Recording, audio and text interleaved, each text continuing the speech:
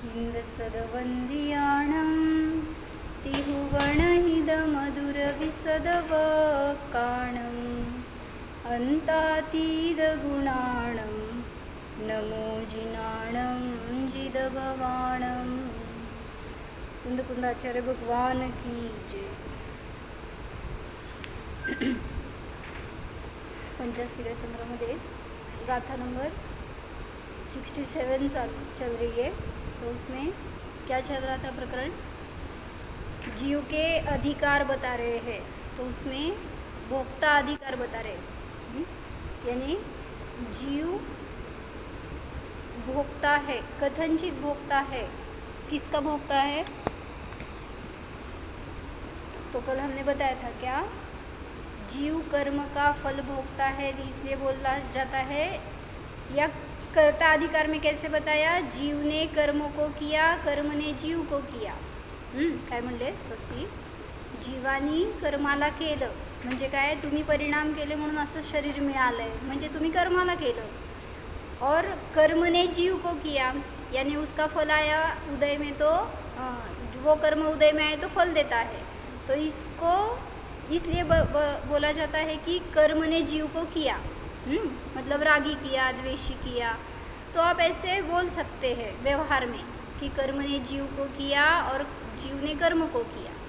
लेकिन यहाँ पे क्या चल रहा है? अभी भोक्ता अधिकार चल रहा है। तो जब कर्म का उदय आता है तो कर्म के उदय को जीव भोगता है, ऐसा आप बताते हैं। मतलब जो भी उदय आया कर्म का, सातवेदनीय का आया, असातवेदनीय का आया, चल रहा है सभी को, तो उसका उदय हम भोगते हैं, यानी उसमें आकुलित होते हैं, अशांत होते हैं, सुखी दुखी होते हैं। तो इसलिए जीव ने कर्म के फल को भुगता, इसलिए उसको भोक्ता अधिकार बताया। लेकिन किसी भी नए से, किसी भी विवक्षा से जीव के परिणाम को कर्म भोगता नहीं है। क्या बताया? ऐसे काय बोलले? कुठल्याही परिस्थितीमध्ये जीवाच्या परिणामांचं फळ किंवा जीवाची सगळी कुठलीही असेल त्याची अवस्था, त्याचं फळ कर्म भोगत नहीं। इसलिए कर्म में भोक्ता यह गुण नहीं है। मतलब कर्म के एंगल से हम उसको भोक्ता नहीं कह सकते। अगर कर्म ने जीव को भोगा ऐसे बोलेंगे तो क्या उदय आएगा? इसका अच्छे से वर्णन किया है वर्णी जी ने। आप बताओ, अगर कर्म जीव का फल भोगने लगे तो क्या आपत्ति आ सकती है? किसी विवक्षा से आप अगर ऐसे बोलेंगे तो उससे भी सुख दुख होने लगेगा, फिर उसमें जो है ही नहीं वो गुण। ठीक है, कर्म को चेतनता आएगी ऐसा बोल रहे हैं।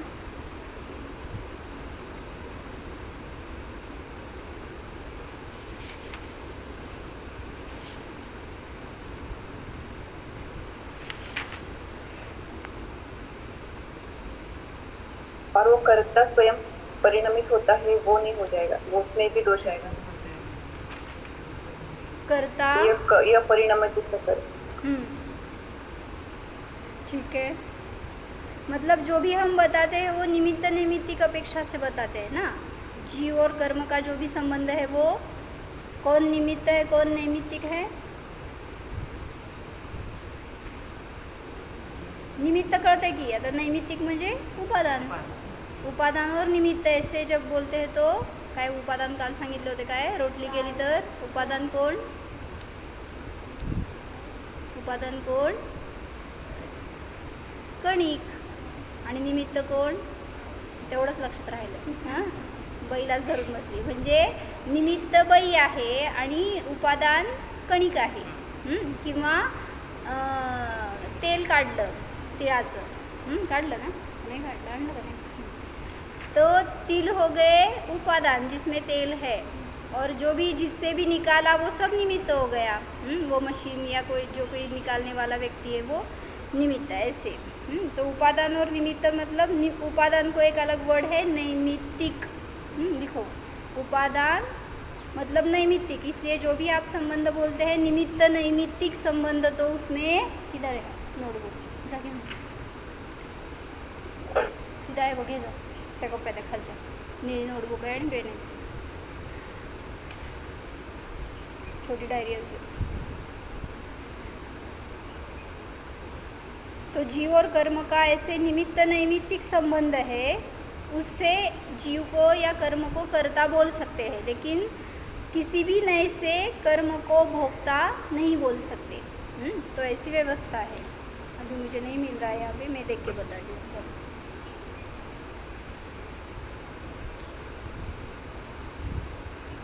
तो इसमें एक उदाहरण दिया देखा था हमने, जो क्या, अगर किसी ने गाली दी, गाली देने वाले ने दूसरे पुरुष को क्रोध उत्पन्न किया, ऐसे आप बोलते हो, तुमने मुझे गाली दी तो मुझे क्रोध आया, तो किसने क्रोधी किया मुझे?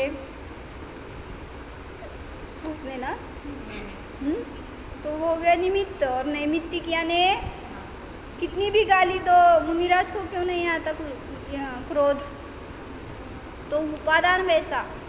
तो हम मतलब हम ही, हमारी ही गलती है, हमने खुद को स्वयं को क्रोधी किया. कोई मुझे क्रोधी करने वाला नहीं है. तो ऐसे ही यहाँ पे बता रहे हैं, अगर गाली देने वाले ने सामने वाले को क्रोध उत्पन्न कर दिया, वस्तुतः ऐसी बात नहीं है. उस क्रोधी ने अपनी क्रोध पर्याय में अपने को ही क्रोधी बनाया.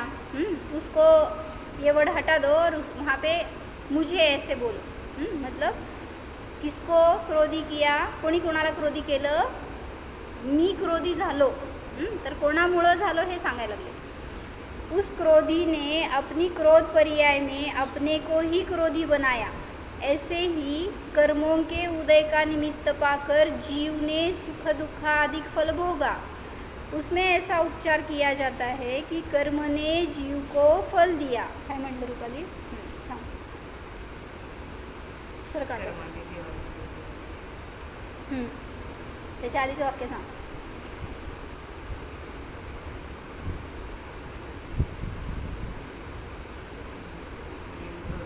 वास्तविक क्रोध पर्यायामध्ये जीवानी स्वतःला क्रोधी केलंय. कोणी क्रोधी करणारं नाही. का राग येतो सांदी?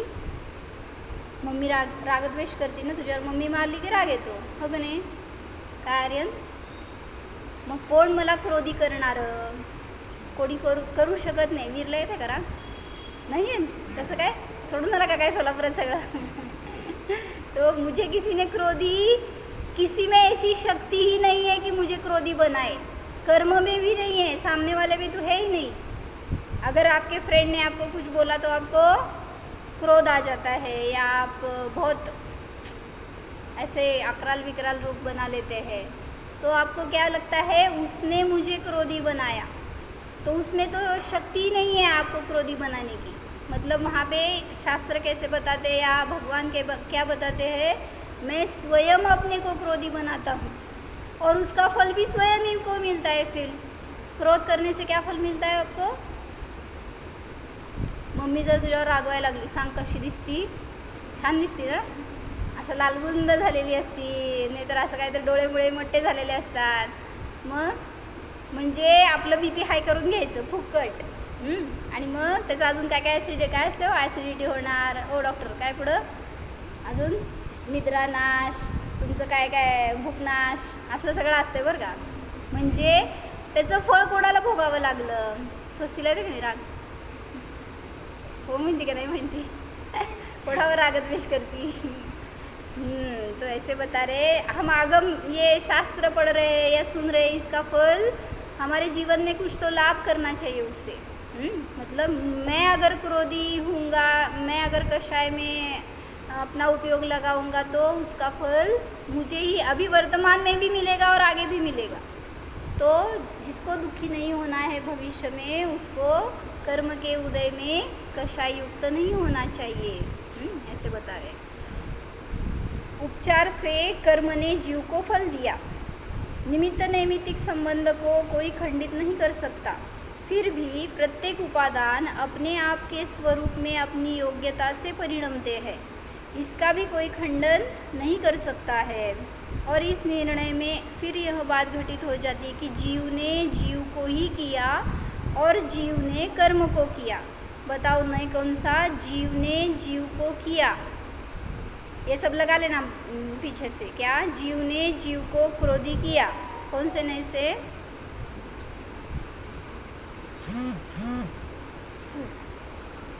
जीव ने जीव को क्रोधी किया। कौन सा नए?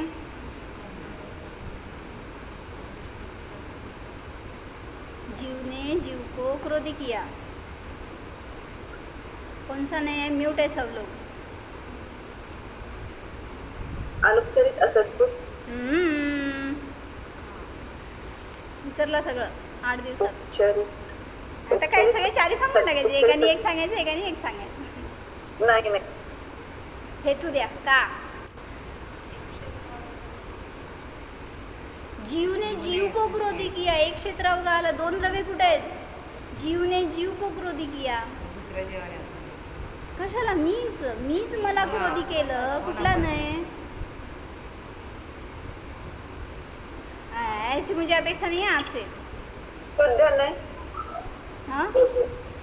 अशुद्ध निश्चय नाही निश्चय नहीं बाबा, निश्चय से आप क्रोधी हो सकते हैं क्या? दीपाली बहन, आपने सब नए की व्यवस्था काय म्हणायचं त्याला वॉश करून टाकली आहे. उपचारित सद्भुत व्यवहार नाही. करेक्ट. काय सांगितलं?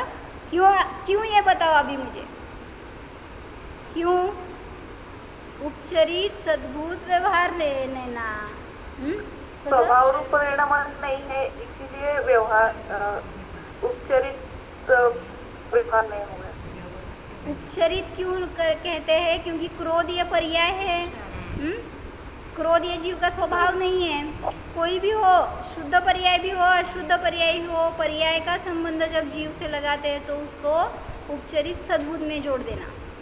एक द्रव्य में है इसलिए सद्भुत, और पर्याय है इसलिए उपचरित. अनुपचरित सद्भुत में गुण का संबंध आएगा जिसका नित्य तादात्म्य रूप से संबंध है, और जो खंडित करके आपने सिर्फ कथन किया है जीव का ज्ञान गुण, जीव का चारित्र गुण. अभी चारित्र गुण की विकार अवस्था ये क्रोध हो गई है. तो इस वजह से जीव ने जीव को किया. कौन सा ने?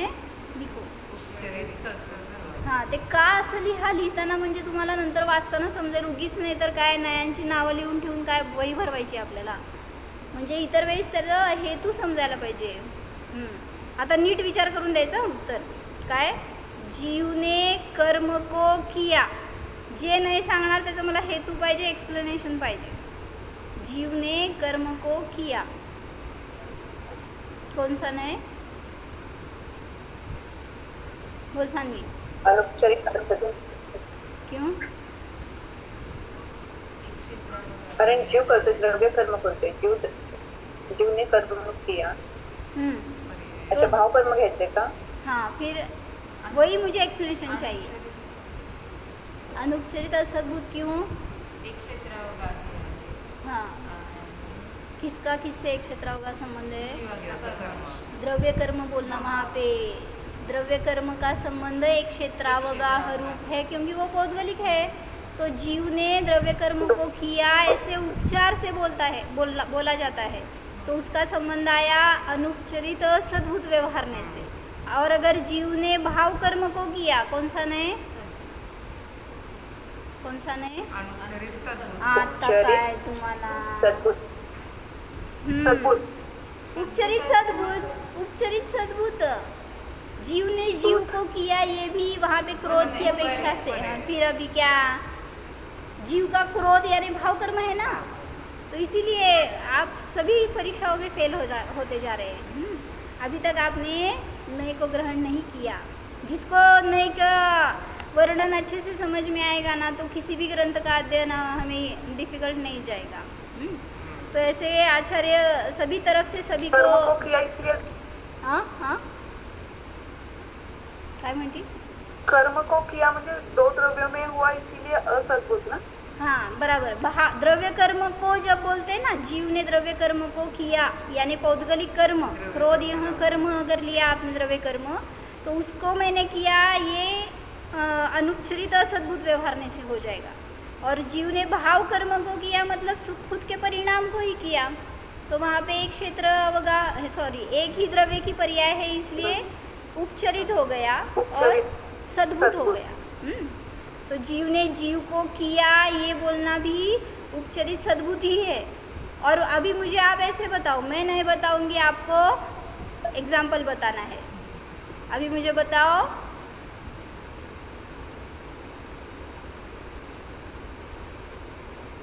अनुपचरित सद्भूत व्यवहारने से क्या बताएंगे आप? ले विचार करावा लागेल। ठीक है, निश्चयने से बताओ। यही सेंटेंस निश्चयने से कैसे बताएंगे आप?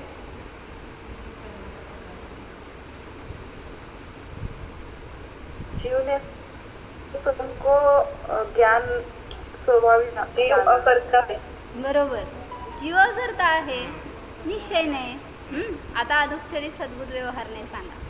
जे सांगल ना ते पास. त्याला समजलं काय, तर मी शिकवलं, मला मी शिकवणारा नाही असं म्हणता येईल. अनुपचरित सद्भूत व्यवहारनेमध्ये काय येणार? दे विचार करने का टाइम देते. हाँ, इसी संदर्भ में बताना है आप. यही टॉपिक हम सभी नए में देख रहे हैं ना, तो जरा थोड़ा सा सोच के बताओ, चलेगा? I will give you some time. चलो. तो जीव ने जीव को किया और जीव ने कर्म को किया, ऐसा बोला जाता है. और अलग अपेक्षा से कर्म ने कर्म को किया, कर्म ने जीव को फल दिया. ये दोनों बातें जिस विशाल ज्ञान में विरोध को प्राप्त नहीं होती है, वह एक साधवाद की कृपा से ही विशाल ज्ञान प्राप्त होता है. इस जीव में जो सुख दुख परिणाम होता है, ये दोनों के दोनों विकार है. इनमें से सुख उपादेय है और दुःख हेय है. बरोबर आहे का चुकीचं आहे? काय म्हटले वीर? सुख पाहिजे, दुःख नको. बरोबर आहे का चुकीचं आहे? कुठल्या दुकानात आणायचं? अकलूजमध्ये आहे का पंढरपूरला आहे का सोलापूरला आहे का नादेपुत्याला आहे? सुख कुठं आहे? कहीं से लाना नहीं है हमें सुख. सुख हमारे अंदर है. तो ये भावना गलत है कि किसी चीज़ से मुझे सुख आता है या किसी चीज़ से, किसी व्यक्ति से मुझे दुख आता है. तो सुख और दुख ये है और उपादेय है, ऐसा निर्णय न करो. क्यों? क्योंकि दोनों सेम कैटेगरी में आते हैं. सुख और दुख जो भी इंद्रिय जनित होगा वो नियम से दुख ही है आपको. फिर आप सुख क्यों बोलते हैं उसको? जो इंद्रिय जन्य फल प्राप्त हुआ, कर्मजन्य जो भी है, कर्म के निमित्त से जो भी आपको फल प्राप्त हुआ, उसमें आप सुख क्यों बोलते हैं उसको? स्वस्ती. त्याला सुख का म्हणायचं?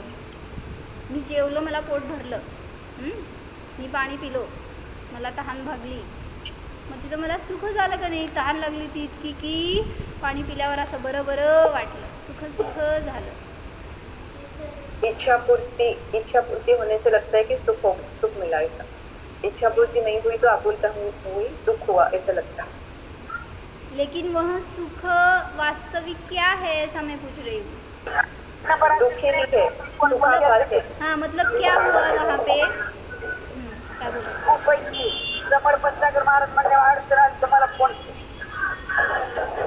सगळे प्रवचन ऐकतेत कमी, ऐकवतेत जास्त. ठीक है, क्या बोल? उसको क्या बोलना? वो सुख आपको लग रहा है ना, तो जो दुख की इंटेंसिटी थी ना वो कम हो गई, इतना ही. तो धवला में ऐसा उन्होंने बताया है. जो आपको इंद्रिय से मिला हुआ सुख है. आर्यन काय म्हणले? क्रिकेट खेळायला सुख येतं का नाही सांग? होय. मग सुख तिथं आहे का? बॅटमध्ये आहे का बॉलमध्ये आहे? का त्या बॅट्समनमध्ये आहे का बॉलरमध्ये आहे? तू कोण आहे? बॉलर आहे का बॅट्समन आहे? कोणतरी विकेट गेल्यावर तुला सुख होतं आहे किंवा तुझं सिक्सर गेल्यावर सुख होतं आहे का? त्याच्यामध्ये सुख किती आहे सांग? तो ऐसे बता रहे, धवला में ऐसे बताया है, जो भी इंद्रिय जन्य फल आपको मिलता है उसमें आपको सुख का अनुभव होता है, तो वास्तविक सुख नहीं है. वहाँ पे सिर्फ दुख का जो पावर थी दुख की, या जो दुख का फल था, वो तीव्रता थी, वो कम हो गई है, इतना ही. और उसको आपने सुख मान लिया. जसं म्हटले भूक लागली होती आणि पाणी प्यायला दिलं तुला, काय झालं? सुख झालं का नाही? धरून बडवणार तिथं मम्मीला, मला भूक लागली आणि पाणी प्यायला देते का मग? पण तहान पण लागली होती. मग ते काय म्हणायचं, दुःख कमी झालं फक्त, पण सुख नाही आहे. पण त्याला तुम्ही सुख मानता म्हणून चुकतंय. म्हणून म्हणतात की बाहेर कोणी सुख दुःख देणारं नाही. मग कर्म तर कसं देणार आहे हो? जर बाह्य परद्रव्य दुःख देणारं नाही, सुख देणारं नाही, तर तसंच जीवाला कर्मसुद्धा ते सुद्धा तेवढंच वेगळं आहे. म्हणून ते जीवाला सुख किंवा दुःख देऊ शकत नाही. तर बस समोर सांगितले बघा. काय बोल, काय विचारायचं का?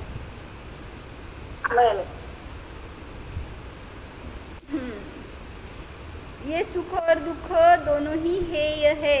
संसार के सुख आकुलता बिना नहीं भोगे जाते हैं. निराकुलता रूप तो एक आत्मीय सहज आनंद है. उससे विपरीत आकुलता के उत्पादक ये हर्ष विषाद रूप बाह्य इष्ट अनिष्ट विषयों की प्रीति रूप जिसका विपरीत रस है, आत्मीय शांति से विरुद्ध जिसका रस है, ऐसे सांसारिक सुख दुख यह जीव अपने स्वरूप की दृष्टी पाए बिना भोगता चला आ रहा है. स्वतःची दृष्टी ज्याला नाही आहे त्याला सांगितलं कर्म दुःख देतात, कर्म सुख देतात असं म्हटलं जातं. पण वास्तविक तिथं कर्म सुख दुःख देणारे नसतात.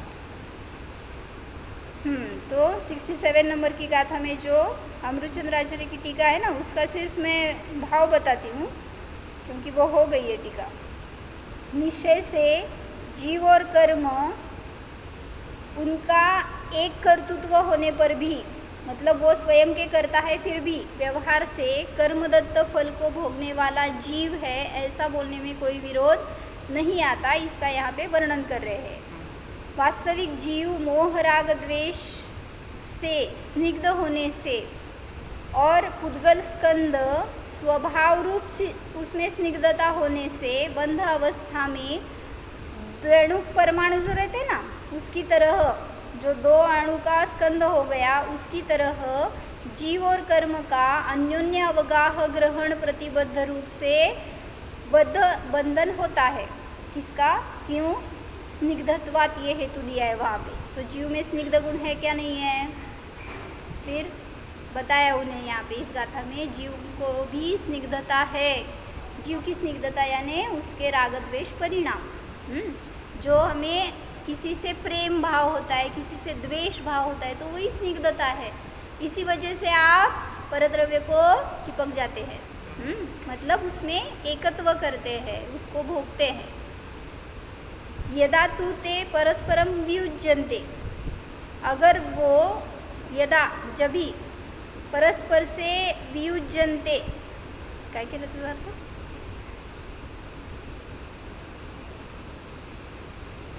जेव्हा ते परस्पर वियुक्त होतात, मतलब वो दोनों परस्पर से जुदा हो जाते हैं, तदा उदित प्रच्छवमाना निश्चयेन सुख दुःख रूप आत्म परिणामानाम, जो उदय में आने वाले सुख दुःख रूप आत्म परिणाम है, उनका भोक्ता होता है जीव. और व्यवहार से इष्ट अनिष्ट विषय को निमित्त करके उसको भोगता है. मतलब जो भी विषय हो बाहर उसको भोगता है. पुद्गल काय सुख दुःख रूप फल देते हैं ऐसा बोला जाता है, लेकिन जीव उसका भोक्ता होता है. यहाँ तक हो गया था. जीवाः च निश्चयेन निमित्त मात्र भूत द्रव्य कर्म निर्वर्तित सुख दुःख रूप आत्म परिणामानाम फलम भुंजन्ते, ऐसे लगाना है. और जीव निश्चय से निमित्त मात्र भूत द्रव्य कर्म से रचित जो सुख दुःख रूप आत्म परिणाम है उनका भोगता है. किस निश्चय से? अशुद्ध निश्चय से जीव कर्म को भोगता है ऐसे बोला जाता है. व्यवहार से द्रव्य कर्म उदय से, द्रव्य कर्म के उदय के निमित्त से इष्ट अनिष्ट विषयों को भोगता है. मतलब द्रव्य कर्म को भोगता है, ये एक क्षेत्रावगाह हो गया. और द्रव्य कर्म के उदय के निमित्त से आपको जो भी सामग्री मिलती है, जो भी संयोग मिलता है, अच्छे बुरे जो फ्रेंड्स मिलते हैं, जो भी घर में मिलते हैं, सभी उनको, उनकी वजह से हम सुखी दुखी होते हैं, ये बोलना क्या हो गया? हाँ, मतलब व्यवहार से हो गया वो. उसको जीव भोगता है, ऐसे बोलेंगे। तथाविधम फलम भुंजन्ते इति एतेन इत्यादि से इससे जीवस्य भोक्तृत्व गुणः अपि व्याख्यातः, इससे जीव का भोक्तृत्व गुण भी व्याख्यान किया जाता है। इस तरह से इसका भोक्तृत्व का व्याख्यान किया। अभी बताओ आंसर क्या? मैंने अभी प्रश्न पूछा था कि जीव को भोगता है, करता है, बताया था क्या? हाँ, जीव का करता है, तो ये हो गया उपचरित सद्भुत व्यवहार ने। जीव कर्म का करता है ऐसा बोलेंगे तो अनुपचरित सद्भुत व्यवहार ने। और अनुपचरित सद्भुत से क्या बताया आपने? नहीं बताया अभी, निश्चय ने से बताया जीव में अकर्ता गुण है। तो मैंने पूछा जीव अकर्ता है ऐसा आपने बताया तो निश्चय ने हो गया। और अनुपचरित सद्भुत व्यवहारने से क्या है? यही सेंटेंस आपको अनुपचरित असद्भुत व्यवहारने से बताना है।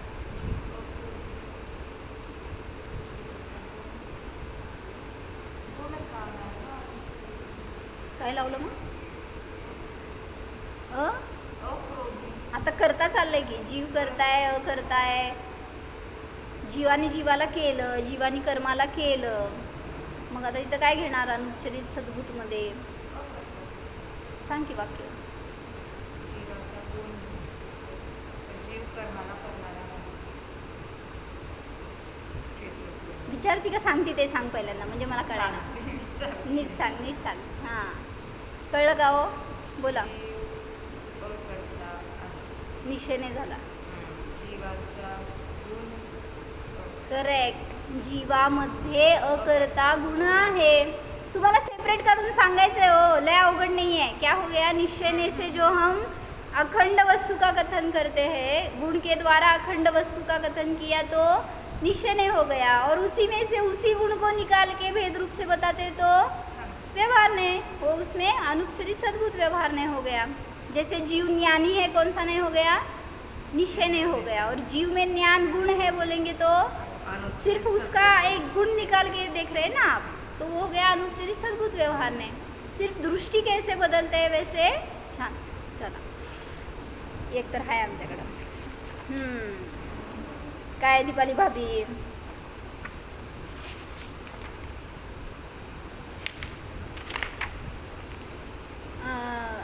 जैसे नाचार्य की टीका है, एवं पुद्गलस्य स्वयं उपादान कर्तृत्व व्याख्यान मुख्यत्वेन गाथात्रयम गतम. ऐसे पुद्गल से पुद्गल द्रव्य स्वयं उपादान कर्तृत्व, पुद्गल का स्वयं का उपादान कर्तृत्व, उसका व्याख्यान की मुख्यता से 3 गाथाएं बताई. अथ अकृतकर्मणः कथम फलं भुङ्क्ते जीवः इति यः असौ पूर्वपक्षः कृतः तत्र फलभोक्तृत्वविषये नयविभागेन युक्तिं दर्शयति. 67च्या वर आहे. 67 नाही, त्यात गाथा पुढं असेल अजून 73 असेल बहुतेक. अथ यानी इसके बाद अकृतकर्मणः, जो कर्म ने नहीं किया उसका फल जीव कैसे भोगता है, ऐसा जो पूर्व पक्ष किया था वहाँ पे फल भोक्तृत्व के विषय में नए विभाग से युक्ति दर्शाते हैं. गाथा बघा किती. जीवा पुद्गल काय आहे ना, म्हणायचं. जीवा पुद्गल काया अण्णोन्ना गाढ गहन पडिबद्धा काले विजुज्यमाना सुख दुःखम दिंती भुंजंती. 67 नंबर काढ ना. जीव और पुद्गल वाचतात काय लिहिले खाली भाषांतर गाथेचं. गाथार्थ असेल ना, वाचान मी कुठे वाचा, जोरात वाचा. जीव काय और पुद्गल काय कर्म अन्य अवगाह काल रूप से ग्रहण हुए परस्पर में विशिष्ट रूप से प्रतिबद्ध रहते हैं. जीव और पुद्गल काय अन्योन्य अवगाह रूप से प्रतिबद्ध रहते हैं एक में के प्रदेश में. समय आने पर वे अलग होते हुए कर्म सुख दुख देते हैं और जीव सुख दुख भोगते हैं. काले विजुज्यमाना यानी काल प्राप्त होने पर वो दोनों अलग अलग हो जाते हैं. कौन दोनों? सानवी और उसकी फ्रेंड अलग अलग हो जाए कि नहीं? यानी कर्म और जीव उसका जब उदय काल आता है तो वो अलग अलग हो जाते हैं, यानी आपको उदय में आके फल देते हैं और वो अलग हो जाते हैं और जीव उस फल को भोगता है। तो इसमें क्या बताया था, एक बार मैंने बताया था, दशरथ कौन था पता है? दशरथ कौन था? राम के पप्पा।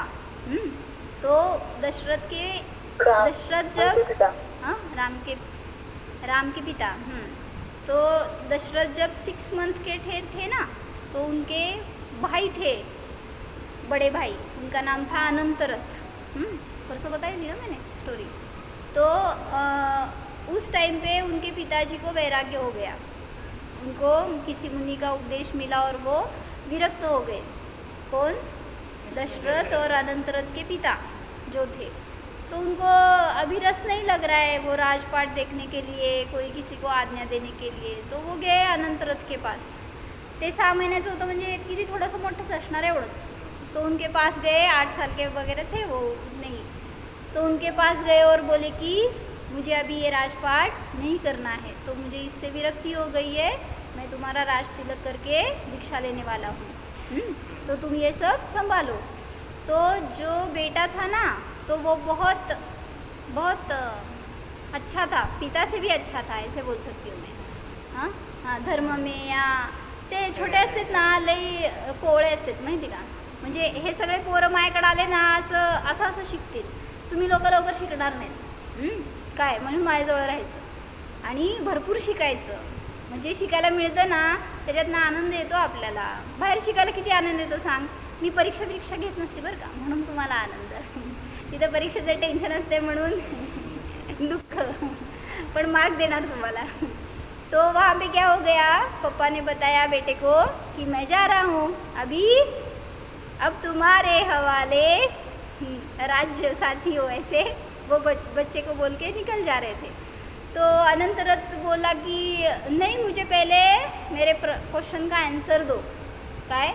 त्यांनी 2 क्वेश्चन विचारले अनंतरथनी पप्पांना, बोलले कि आप ये सब छोड़ के क्यों जा रहे हो, हमें छोड़ के क्यों जा रहे हो, सभी इतना वैभव आहे, काय आर्यन काय म्हटले मी, राजा असतो की नाही, तो राजा कुठं बसतो, सिंहासनावर, आणि मग ते सगळं त्याचं राज्य एवढं मोठं, इतकं छान, सगळे आज्ञा मानणारे नोकर वगैरे।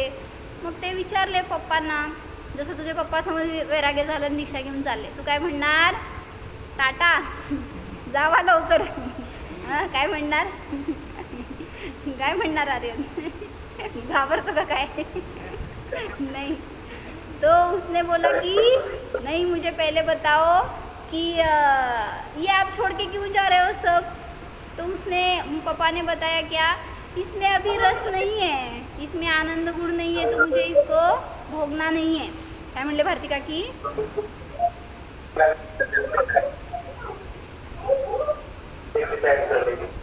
हाँ, तो वो बोले कि इसमें कुछ रस नहीं है, ये आनंद देने वाला नहीं है, अभी मुझे इससे वैराग्य हो गया, इसलिए मैं जा रहा हूँ। तो दूसरा क्वेश्चन पूछा अनंतरथ ने, क्या पूछा, बोले अगर इसमें रस नहीं है, आनंद नहीं है, तो ये मुझे क्यों दे के जा रहे हो, चूसा हुआ आम किसको देते आप, अभी इसमें रस नहीं है, तुम ले लो, लेंगे? हाँ, क्या करते हो आप, ले भी सकते हैं, कुछ बता नहीं सकते आपका। जो संसारी होता है वो मोही होता है, किसी में से भी आनंद निकालने का प्रयत्न कर सकता है। हाँ, तो वो बोले कि इसमें रस नहीं है, तो ये हमें देके क्यों जा रहे हो, मुझे भी ये नहीं चाहिए, मैं भी इसको नहीं संभालने वाला। आपको जो करना है करो, मैं भी दीक्षा लेके जाने वाला हूँ। काय म्हणले वीर, किती वर्षाचा होता ते, लय तर 8-9 वर्षाचा। ते म्हटला की मला असलं काय नको, मी पण मोक्ष मार्गालाच लागणार, म्हण मी पण दीक्षा घेणार। आर्यन सांगू का पप्पांना, तुम्ही जात नाही, जाऊ देत, मीच जातो पहिला आता। तर तिथं त्यावेळेस ते म्हणाले की अनंतरथ बोले मुझे ये सब नहीं संभालना, मुझे भी दीक्षा लेके जाना है। तो अभी क्या बोल सकते थे पप्पा, पता है इसमें अगर आनंद नहीं है तो ये मुझे आनंद नहीं दे सकता, तो इसको भी नहीं दे सकता। तो पापा भी उतने ही अच्छे थे और वो दोनों दीक्षा लेने के लिए निकल रहे थे। बच्चा कितना था वो, दशरथ 6 मंथ का था, तो उसको सभी राज्य दे दिया, राज तिलक करके दोनों दीक्षा लेके चले गए। उनका जीवन अच्छा हुआ कि बुरा हुआ? दशरथ फंस गए ना, बच्चे थे इसलिए।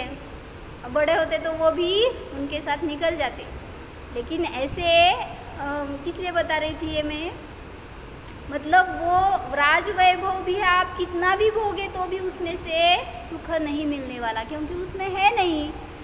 उसमें रह के भी कोई दुखी रह सकता है, और जो गरीब हो, जिसके पास कुछ भी नहीं हो साहित्य सामग्री सुख की, फिर भी वो सुखी रह सकता है। तो हमें कला आनी चाहिए उसमें से। जो भी संसार में हमें प्राप्त है वो विषय भोग, तो उसमें भी रहकर हम आत्मा का भोग लेंगे तो हमें भी सुख प्राप्त हो सकता है। तो ऐसे सुख की साधना हमें भी करनी है, ऐसी भावना करके ये शास्त्र का अध्ययन करना चाहिए।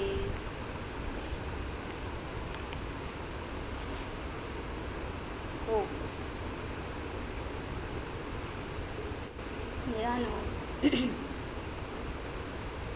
यह मैं आत्मा कर्म से भिन्न, कर्म के फल से भिन्न, नित्य जाननहार हूँ। यह मैं आत्मा चेतन द्रव्य हूँ, कर्म तो अचेतन है, जानिए, खुद से भिन्न जानिए।